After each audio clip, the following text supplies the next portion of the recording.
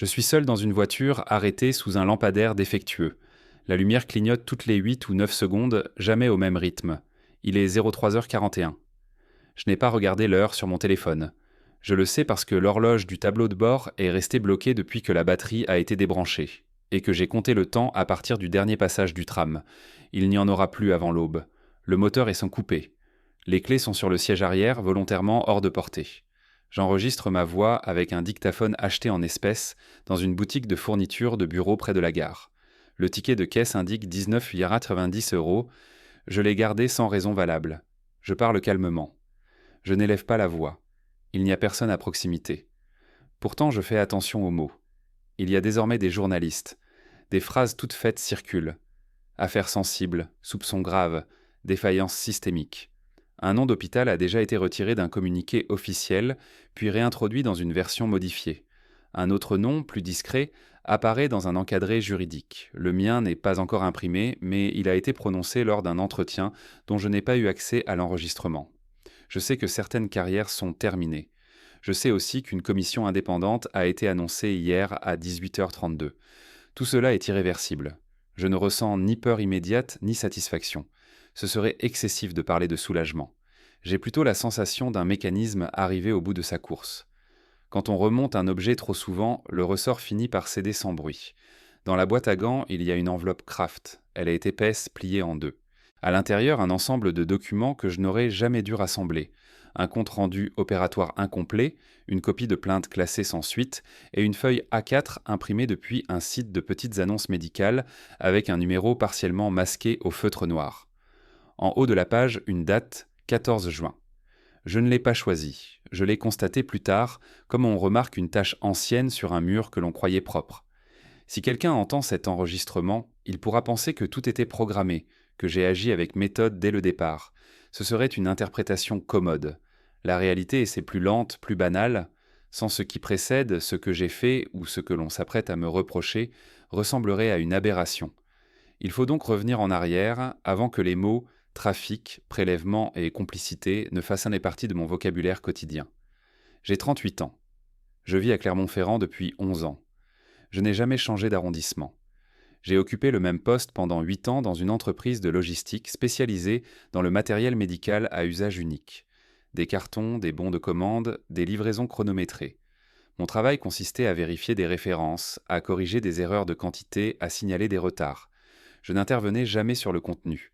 Je respectais les procédures. J'étais apprécié pour ma régularité, pas pour mon initiative. Je gagnais correctement ma vie. Mon loyer s'élevait à 642 €, charges comprises. Je payais par virement automatique le 3 de chaque mois. Je tenais mes comptes avec précision. J'utilisais un carnet à spirale dans lequel je notais chaque dépense, même insignifiante. 1,10 € pour un café allongé, 3,40 € pour un ticket de bus, 28,60 € pour un plein partiel. Cela me rassurait. J'aimais que les chiffres coïncident. Je n'avais pas de vie sociale intense. Quelques collègues avec qui je déjeunais parfois. Une voisine à qui je rendais service en arrosant ses plantes. Rien de conflictuel, rien d'exceptionnel. Mes soirées étaient en silencieuse. Je regardais la télévision sans suivre les intrigues. Je me couchais tôt, je dormais bien. Ma sœur s'appelait Lucie. Elle avait 34 ans, elle vivait à Lyon. Nous n'avions jamais habité ensemble à l'âge adulte. Nous nous appelions le dimanche en fin d'après-midi. Les conversations duraient rarement plus de 26 minutes. Elle parlait, je répondais par intermittence. Elle disait que j'étais trop prudente, que je passais à côté de certaines choses. Je lui disais que la stabilité avait aussi une valeur. Lucie venait parfois passer le week-end. Elle laissait des traces visibles de son passage. Des chaussures près de l'entrée, des produits de toilette sur le lavabo, des cheveux longs dans le siphon de la douche. Elle repartait toujours pressée. La dernière fois, elle m'a parlé d'une amie. Elle a prononcé son prénom avec insistance, comme si je devais m'en souvenir. Camille. Elle a dit qu'elle ne répondait plus depuis quelques jours. Elle a souri en disant que ce n'était sans doute rien, que Camille avait tendance à disparaître. Je me souviens précisément du dernier jour ordinaire. Un lundi. Chaleur inhabituelle. Un mail reçu à 11h12 concernant une erreur de livraison mineure. Une salade mangée devant l'écran. En rentrant le soir, j'ai constaté que Lucie ne m'avait pas appelé. Je ne m'en suis pas inquiété immédiatement. Ce n'est qu'au moment d'éteindre la lumière que ce silence a pris une forme plus nette, comme un détail déplacé. J'ai pensé que je la rappellerais le lendemain. À ce moment-là, tout était encore intact. Le lendemain, je l'ai rappelé à 7h02 avant de partir travailler. La sonnerie a retenti longtemps, sans basculer vers la messagerie. J'ai raccroché au bout de la 6e tonalité. Dans le tram, j'ai recommencé. Même résultat. J'ai envoyé un message bref, sans ponctuation. Je n'ai pas attendu de réponse. J'ai noté mentalement que je vérifierais à la pause de midi. La matinée s'est déroulée normalement. Une palette manquante. Un bon de retour mal rempli. À 10h38, j'ai reçu une réponse automatique indiquant que Lucie était momentanément indisponible. C'était inhabituel, elle ne paramétrait jamais ce genre de choses. J'ai relu le message 3 fois sans en tirer de conclusion immédiate. J'ai continué à travailler. À 12h14, en sortant du bâtiment pour acheter un sandwich, j'ai tenté de l'appeler à nouveau. Cette fois, la ligne était tout coupée. Pas occupée. Coupée. J'ai ressenti une gêne légère, comparable à celle que l'on éprouve lorsqu'un objet familier n'est plus à sa place. Rien de plus. C'est le soir que l'inquiétude a commencé à se structurer. Lucie n'a pas rappelé. Elle n'a pas répondu au message. J'ai consulté ses réseaux sociaux, que je suivais sans vraiment les regarder. Sa dernière publication datait de 5 jours. Une photo floue prise dans un bar. Elle y apparaissait avec une autre femme que je n'avais jamais vue. J'ai reconnu le prénom mentionné la veille. Camille. Le mercredi, j'ai appelé son employeur. J'ai prétexté un problème familial. On m'a répondu qu'elle n'était pas venue travailler depuis 2 jours, sans prévenir. Le ton était neutre, administratif. On m'a suggéré de contacter ses proches. J'ai raccroché en remerciant. Le jeudi, je suis monté dans un train pour Lyon sans prévenir personne. J'ai pris un billet aller simple à 61 €. J'ai laissé un message à mon responsable indiquant que je serais absente 2 jours pour raisons personnelles. Il m'a répondu par un simple « bien noté ». L'appartement de Lucie était fermé, les volets baissés, la boîte aux lettres pleine. J'ai appelé son téléphone devant la porte, sans savoir pourquoi. J'ai attendu quelques minutes, puis j'ai contacté le syndic pour obtenir un double des clés. J'ai dû insister, donner des justificatifs, produire une copie de livret de famille que je conservais sans raison précise depuis des années.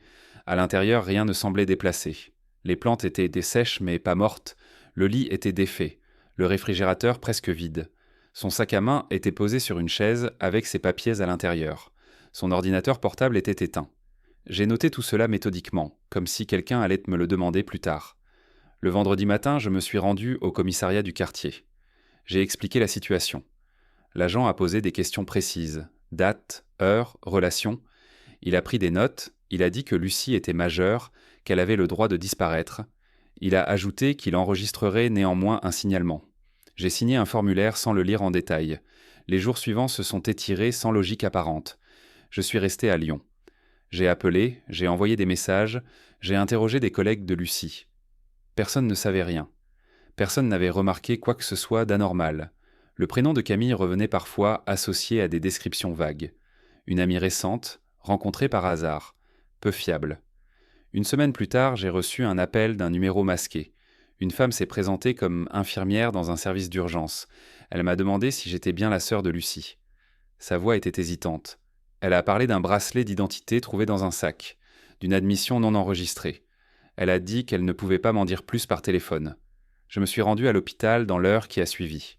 On m'a fait attendre dans un couloir étroit. On m'a finalement expliqué qu'il y avait eu une confusion, une erreur administrative.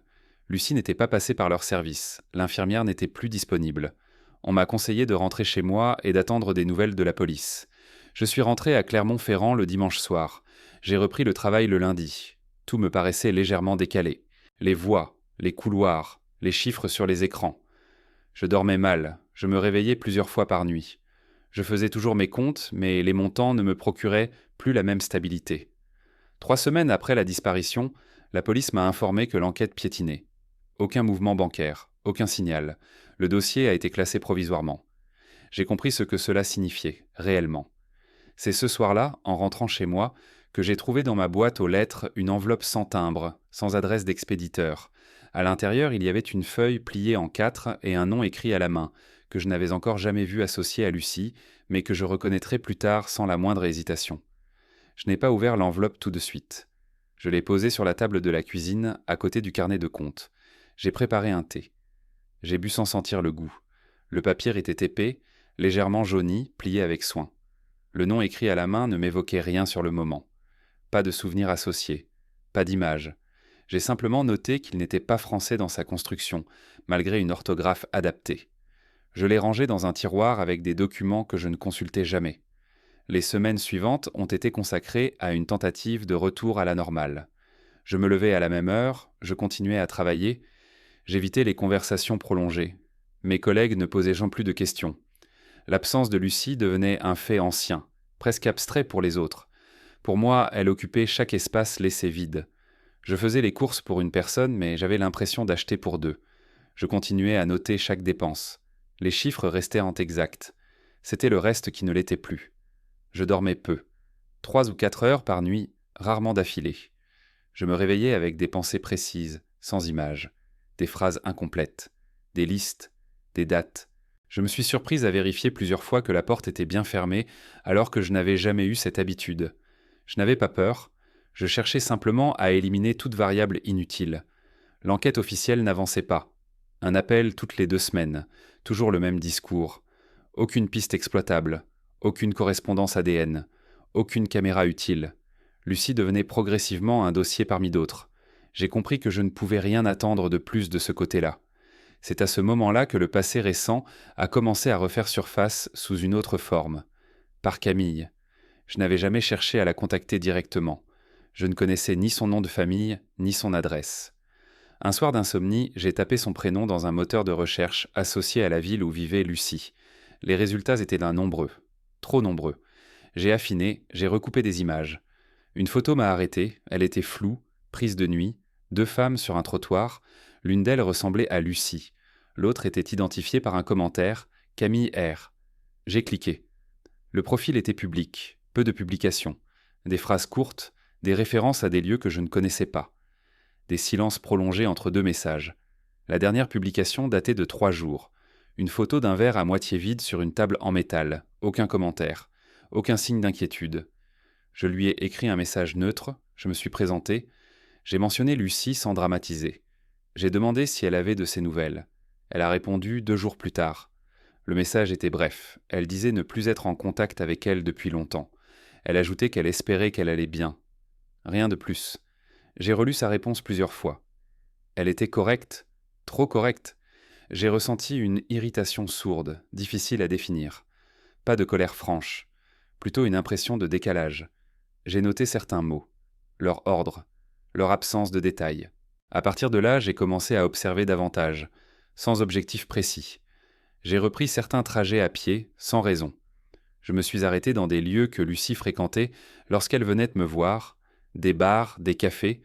Je regardais les gens sans les fixer. J'écoutais des conversations sans en saisir le contenu exact. Je prenais des notes mentales, des habitudes, des horaires, des noms prononcés à voix basse. Un soir, dans un bar près de la gare, j'ai entendu le prénom de Camille. Il était associé à une phrase que je n'ai pas comprise immédiatement, une remarque sur un coup de chance et une clinique privée. Je n'ai pas réagi, j'ai payé mon verre. 6,50 €, j'ai noté la somme. Je suis rentré chez moi à pied. Les jours suivants, cette phrase est revenue sans cesse. Elle se mêlait à d'autres souvenirs. L'appel de l'infirmière, l'erreur administrative, le nom écrit sur la feuille pliée en 4. J'ai ressorti l'enveloppe du tiroir. J'ai relu le nom. Je l'ai tapé dans un moteur de recherche sans grande conviction. Cette fois, les résultats étaient différents, plus rares, plus spécifiques. Des forums médicaux, des articles anciens, des annonces supprimées. J'ai compris que ce que je voyais n'était qu'une surface, que quelque chose circulait en dessous, discrètement, sans laisser de traces visibles. Je n'avais toujours pas de plan, pas d'intention formulée. Mais pour la première fois depuis des semaines, une idée s'est imposée avec une clarté inhabituelle. Rester immobile ne produirait rien de plus. Observer ne suffirait bientôt plus. Et cette certitude, contrairement aux autres, ne s'est pas dissipée au matin. Cette certitude n'avait rien d'exaltant. Elle ne m'a pas donné d'énergie nouvelle. Elle s'est installée comme une contrainte supplémentaire, comparable à une douleur sourde dont on sait qu'elle ne disparaîtra pas sans intervention. J'ai continué à travailler, j'ai continué à dormir mal. La différence tenait dans l'attention que je portais désormais à certains détails que j'aurais auparavant jugés inutiles. J'ai commencé par des choses simples, des registres publics, des annonces archivées, des changements de dénomination sociale. Mon expérience en logistique m'avait habitué à suivre des flux sans jamais toucher à leur finalité. J'ai appliqué la même méthode. Je notais des noms, je notais des dates, Je comparais. Rien de spectaculaire, beaucoup de silence. Des sociétés qui disparaissaient, puis réapparaissaient, sous une forme légèrement modifiée. Des cliniques privées dont les sites internet avaient été mis à jour récemment, sans raison visible. Je n'appelais personne. Je ne posais pas de questions directes. J'observais, je recoupais. Je me suis rendu compte que certaines informations revenaient toujours par les mêmes canaux, à des heures similaires. Tard le soir, très tôt le matin.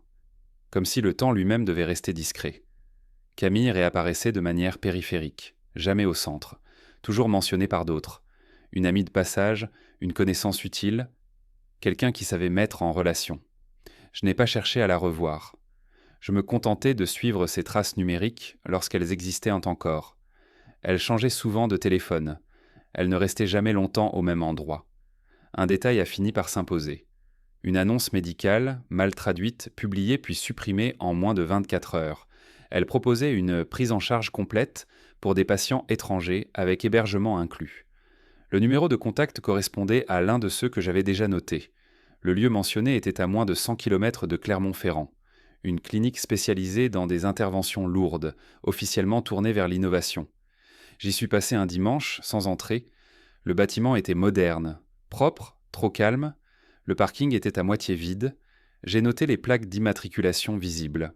J'ai observé les allées et venues. Rien d'illégal, rien de manifeste. Juste une impression de cloisonnement, comme si chaque chose était à sa place, précisément pour empêcher toute circulation inutile. En rentrant, j'ai repensé à mon travail, au carton scellé, au lot numéroté, à la manière dont une erreur minime pouvait être absorbée par un système bien organisé, sans jamais remonter à la surface.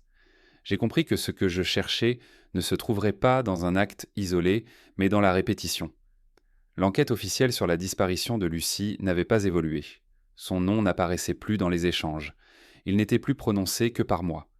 J'ai réalisé que, pour les autres, elle était déjà passée dans une catégorie définitive, celle des absences sans résolution. Un soir, en consultant mon carnet de comptes, je me suis aperçu que je n'y écrivais plus seulement des chiffres.